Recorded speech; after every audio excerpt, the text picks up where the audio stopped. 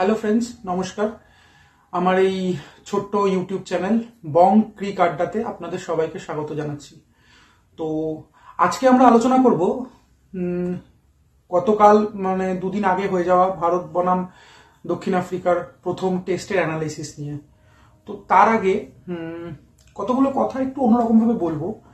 সেটা তার আগে আপনারা যারা যারা ভিডিওটা দেখছেন তারা এই চ্যানেলটাকে দয়া করে লাইক করে দিন, ভিডিওটাকে শেয়ার করুন যাতে আরো বেশি সংখ্যক লোকের কাছে পৌঁছয়। আমি কিছুদিন আসতে পারিনি, কিছু অফিসিয়াল কাজকর্ম ছিল তার জন্য। যাই হোক, শুরু করতে চলেছি আমাদের আজকের আড্ডা। আজকের টপিক হচ্ছে আমরা একটা জিনিস নিয়ে আলোচনা করছি যে এই যে আমাদের টেস্টে যে ভরাডুবি হলো, তো সেটার এক্স্যাক্ট কারণটা কি? হ্যাঁ, আপনি সবার আগে ব্যাটসম্যানদের দোষ দিতে পারেন যে হ্যাঁ 125 রান চেজেবল ছিল। হ্যাঁ, মানছি 125 রান চেজেবল ছিল। তো এক্স্যাক্ট কারণ যদি আমরা খতিয়ে দেখি তাহলে কিছু কিছু জিনিস উঠে আসছে যেগুলো নিয়ে কথা বলা অবশ্যই দরকার। কজন কথা বলছে জানি না। এখন গৌতম গম্ভীর সাংবাদিক সম্মেলনে বলছে 125 রান চেজেবল, 124 রান চেজেবল ছিল। হ্যাঁ, অবশ্যই চেজেবল ছিল। এবং এই পিচে এমন কিছু আহামরি পিচ হয়নি যেখানে 124 রান তোলা যায় না, সেটাও সত্যি। এবার ইন্ডিয়া ভার্চুয়ালি একজন কম ব্যাটসম্যান নিয়ে খেলেছে। শুভমান গিলের গলায় যাই হোক, যে প্রবলেমই হোক না কেন, ঘাড় স্টিফ হয়ে গেছিল, সেই জন্য খেলতে পারেনি। ইন্ডিয়াকে 10 জন প্লেয়ার নিয়ে খেলতে হয়েছিল, সেটাও মানছি। কিন্তু গৌতম গম্ভীরকে একটা জিনিস ভাবতে হবে, সেটা হচ্ছে যে টিম সিলেকশন যেটা ছিল সেটা কি আদৌ টেস্টের উপর ভিত্তি করে টেস্ট প্লেয়ার কি সিলেকশন করা হয়েছিল? একটা টিমে তুমি 4টে অলরাউন্ডার তুমি সিলেক্ট করেছো, ওয়াশিংটন সুন্দর, জাদেজা এবং অক্ষর প্যাটেল। 4টে অলরাউন্ডার নয়, 4টে স্পিনার তুমি চুজ করেছো। একটা স্পিনারকে, যে মেন তোমার টিমের অফ স্পিনার, তাকে তুমি বলই করালে না। ফার্স্ট ইনিংসে বোধহয় 4 ওভার বল করিয়েছো, সেকেন্ড ইনিংসে তুমি বল করালে না। তাকে কি করলে তুমি? তাকে তুমি একদম 3 নম্বর হিসেবে খেলিয়ে দিলে। যাকে তাকে যেই সেই পজিশনে খেলিয়ে দিলে সেটা ব্যাটসম্যানশিপের উপরে সুবিচার করা হয় বলে আমার তো জানা নেই। এখন হ্যাঁ, সবাই বলতে পারে হ্যাঁ ওয়াশিংটন সুন্দর এই টেস্টে সব থেকে বেশি বল খেলেছে ফার্স্ট ইনিংস এবং সেকেন্ড ইনিংস মিলিয়ে। তাহলে কথা উঠছে কেন? কথা উঠছে এই একটা কারণে যে আপনি মনে করুন এই ওয়াশিংটন সুন্দরের জায়গায় কোনো 3 নম্বর ব্যাটসম্যান হিসেবে লেটসে বিরাট কোহলি হোক, বা আগে চেতেশ্বর পূজারা হোক, আজিঙ্ক্য রাহানে হোক, যে কেউ, বা তারও আগে, আমি ছেড়ে দিলাম, তার আগের কথা ছেড়ে দিলাম, এই তার আগের প্রজন্মের কথা, তারা থাকলে এই যে ওয়াশিংটন সুন্দর সেকেন্ড ইনিংসে 92 বল খেলে 31 রান করেছে, তো সেটা কি খেলেছে অ্যাকচুয়ালি কি খেলেছে ইন দ্য সেন্স, আমি বলতে চাইছি না যে হ্যাঁ ওয়াশিংটন সুন্দর কি খেললো যার জন্য এরকম না। ব্যাপারটা হচ্ছে ওয়াশিংটন সুন্দর হয় কিছু বল চার্জ করেছে, কিছু বল ডেড ডিফেন্স করেছে। কারণ 3 নম্বরটাও পজিশন নাও, নিজের জায়গা রাখার জন্য খেলছে। অন্য যে কোনো একটা ব্যাটসম্যান যার রঞ্জিতে মিনিমাম 30টা 40টা ম্যাচ খেলার অভিজ্ঞতা আছে, তাকে 3 নম্বর পজিশনে যে ফিক্স, মানে যে খেলে অভ্যস্ত, সে ওই জায়গাটায় খেললে পরে সিঙ্গেল রোটেট করতো।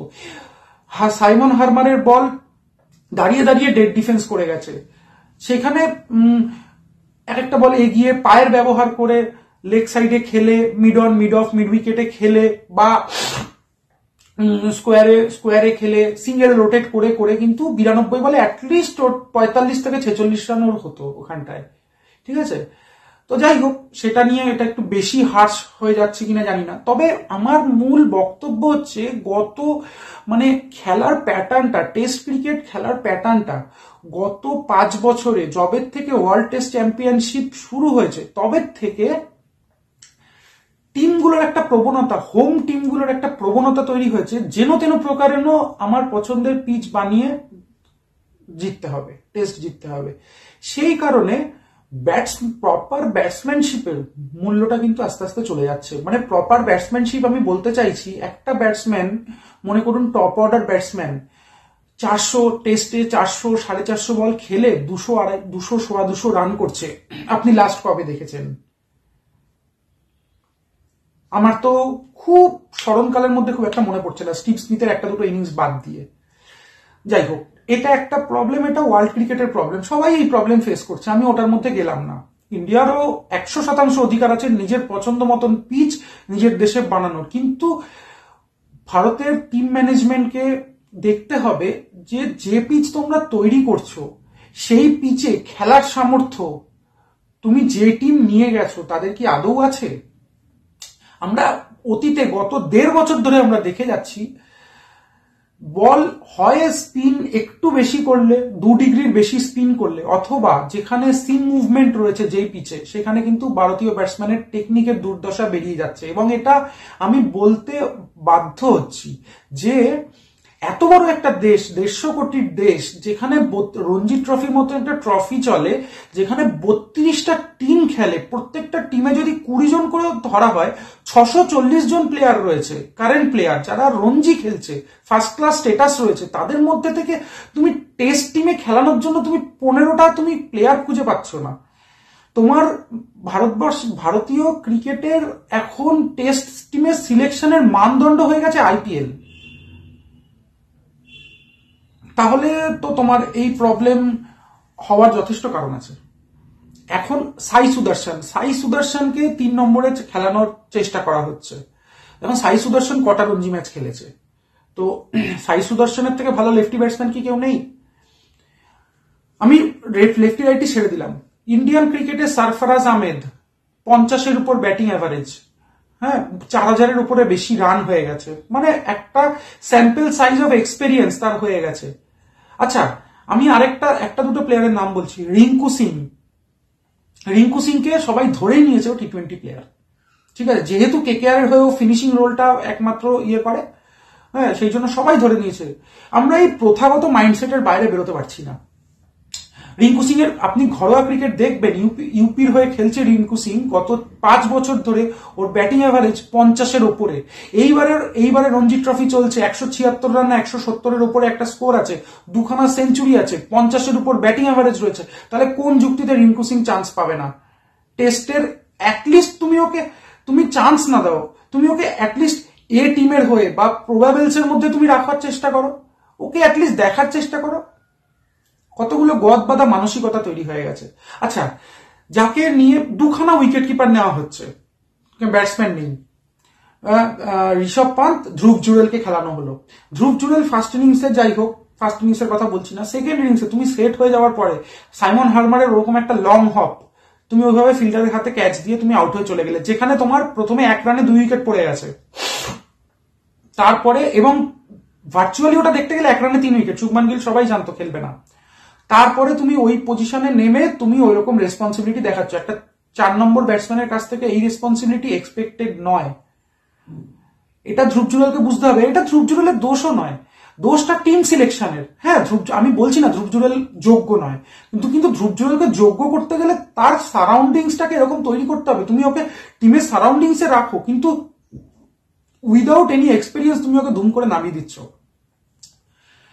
যশস্বী জয়সওয়ালের কথা বলছি একটা কারণে, যেখানে তুমি দেখছো যে তোমার সেকেন্ডারি, আমি ফার্স্ট ইনিংস নিয়ে আমি একটা কথা বলছি না, হতেই পারে, যশস্বী জয়সওয়ালের সেকেন্ড ইনিংসের অ্যাপ্রোচ এই নিয়ে যথেষ্ট কিছু বলার আছে। সেটা হচ্ছে যে তুমি দেখছো তোমার একটা ব্যাটসম্যান তুমি কম নিয়ে তুমি চেস করতে নামছো, তোমার হাতের সামনে 124 রান রয়েছে এবং পিচ খারাপ হতে চলেছে, তুমি একটা ফাস্ট বোলারের বল, তুমি অফ স্টাম্পের বাইরের বল তুমি এরকম কানায় লাগিয়ে তুমি আউট হচ্ছ। কিসের জন্য? কারণ তোমার ওই ধৈর্যটা নেই, তুমি যে ধরে গ্রাইন্ড করে খেলবে সেই ধৈর্যটা এখনো নেই।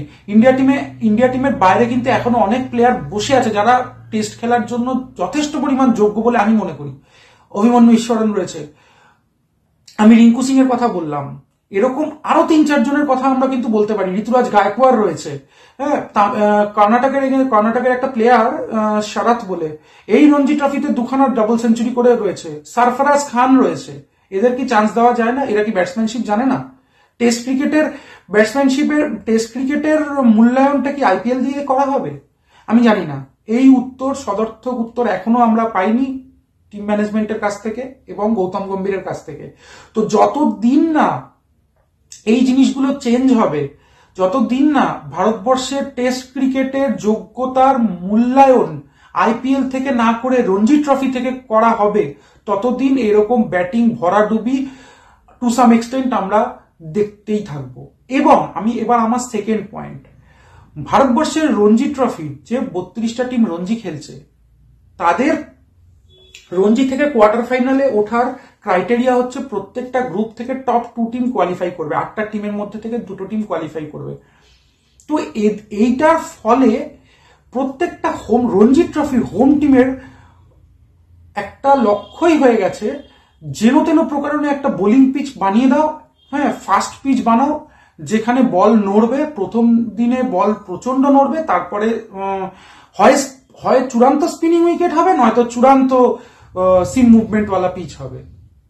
এই করতে গিয়ে একটা জিনিস করা হচ্ছে, সেটা হচ্ছে ভারতবর্ষের থেকে ভেতর থেকে যে কোর ব্যাটসম্যান গুলো উঠে আসছে, তাদের ওই লম্বা ইনিংস খেলার ধৈর্যটা আসছে না। কারণ তাদের কাছ থেকে সেই জিনিসটা ডিমান্ডই করা হচ্ছে না। তাদের কাছ থেকে ডিমান্ড করা হচ্ছে যেন তেন প্রকারে তুমি 300 রান এনে দাও, এই পিচ থেকে তুমি 300 রান এনে দাও অ্যাজ এ টিম টোটাল, তারপরে আমরা ফার্স্ট ইনিংস লিড নেবো, তারপরে আমরা টিম জিতবো। একটা আপনি ভেবে দেখুন, আজ থেকে 10 বছর বা 15 বছর আগে যখন বিরাট কোহলি, আজিঙ্কা রাহানে এরা উঠে এসছে, তখন এরা রীতিমতো রঞ্জিতে 200-250 রানের ইনিংস নিয়মিত খেলে এসছে। তাতে কি হয়েছে, তাদের ধৈর্যটা তৈরি হয়েছে, লম্বা ইনিংস খেলার ধৈর্য তৈরি হয়েছে। যখন বলে অনেক কিছু হচ্ছে, তখন সেই টাইমটা কাটিয়ে দেওয়ার ধৈর্যটা তৈরি হয়েছে। সেই জিনিসটা এখনকার ব্যাটসম্যানের, দুঃখজনকভাবে বলছি, যারা যারা এখন ইন্ডিয়া টিমে খেলছে তাদের কাছে মিসিং পাচ্ছি।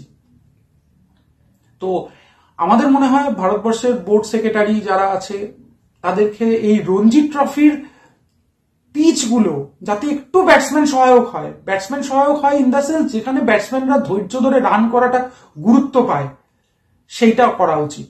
আমার মনে আছে আজ থেকে 6-7 বছর, 8-9 বছর আগে বাংলাদেশে একবার অস্ট্রেলিয়া আর ইংল্যান্ড এসেছিল, র্যাঙ্ক টার্নার বানিয়ে অস্ট্রেলিয়া ইংল্যান্ডকে হারিয়ে দিয়ে বাংলাদেশ খুব নাচানাচি করেছিল, কিন্তু সেটা কিন্তু তাদের উন্নতির কাল হয়েছিল। তো ইন্ডিয়ার ক্ষেত্রে ইন্ডিয়াও কিন্তু সেইভাবে র্যাঙ্ক টার্নার বানিয়ে জেতার চেষ্টা করছে। ইন্ডিয়া তাহলে জেতার চেষ্টা করছে ইন দ্য সেন্স তাদের ব্যাটসম্যানদের উপর ভরসা কমে যাচ্ছে, ব্যাটসম্যানরা যে লম্বা ইনিংস খেলতে পারে যেই ভরসাটাই কমে যাচ্ছে। তো এটা কিন্তু খুব ভয়ের সংকেত।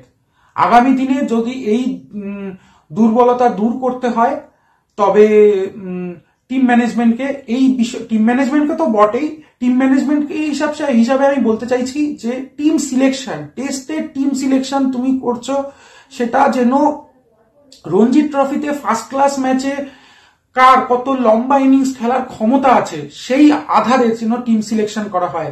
আইপিএল এ কে কত দেখনদারি শট মারছে সেই দেখে যেন টিম সিলেকশন না করা হয়। দুটো ডিফারেন্ট বল গেম, আইপিএল আর রঞ্জি ট্রফি দুটো ডিফারেন্ট বল গেম, অন্তত এটা যেন মাথায় রাখা হয়। আমি আরো 2-3টে ছোট ছোট পয়েন্ট আনছি। সাউথ আফ্রিকার সাইমন হারমার দুটো ইনিংসে 4-4টে উইকেট পেয়ে গেছে, 8টা উইকেট নিয়েছে। সেখানে ইন্ডিয়ার অফ স্পিনার ওয়াশিংটন সুন্দর, তুমি দুটো ইনিংসে তুমি বলই করালে না। এর জায়গায় তুমি মনে করো তুমি অশ্বিন আজকে টিম থেকে বেরিয়ে গেছে ওয়াশিংটন সুন্দরের জন্য, রবিচন্দ্রন অশ্বিন। ইন্ডিয়া মানে বলবো যে ইন্ডিয়া আজ অব্দি যে 3 থেকে 4 জন ম্যাচ উইনার পেয়েছে, বিগেস্ট ম্যাচ উইনার, তার মধ্যে থেকে অশ্বিন একজন। সেই অশ্বিনকে বেরিয়ে যেতে হয়েছে কিসের জন্য? না, ওয়াশিংটন সুন্দরের এবিলিটির জন্য, ওয়াশিংটনের অলরাউন্ডার এবিলিটির জন্য।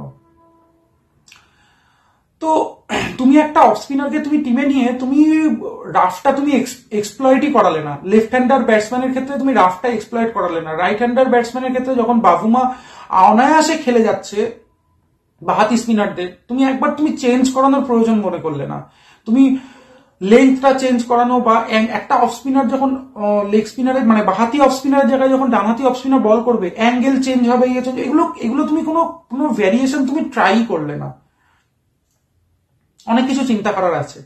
তো যাই হোক, আমাদের প্রথম টেস্টটা শেষ হয়ে গেছে, ইন্ডিয়ার ভরাডুবি হয়েছে। এবার সেকেন্ড টেস্টে আমি জানি না পিচের উপর ডিপেন্ড করা হবে কিনা।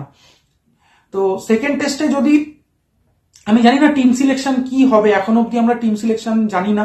শুভমান গিল মোস্ট প্রবাবলি খেলছে না, তার জায়গায় আমি বলবো একটা প্রপার ব্যাটসম্যান আর প্রপার বোলার, অন্তত অলরাউন্ডার 1 থেকে 2 জন ব্যাস, প্রপার ব্যাটসম্যান খেলানো উচিত, প্রপার বোলার খেলানো উচিত।